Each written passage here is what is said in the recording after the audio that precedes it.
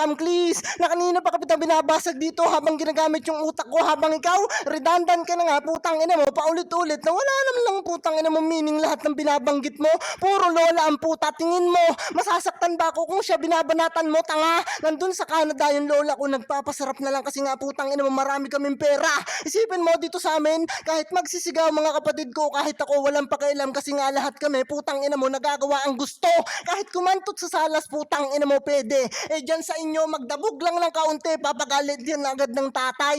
Ano sa pakiramdam, please? Na sobrang tanda mo na nga, putang ina mo, di mo pa rin magawa mga gusto mong gawin dyan sa bahay nyo. Ngayon masabihin na talagang putang ina mong hari ka. Bakit binubugbog ka na mas bata sa'yo? Isipin mo, putang ina ka, 18 pa lang ako, tapos ikaw, napakatanda na wala pa rin magawa sa akin. Kung talagang basagulero ka, basagin mo ko.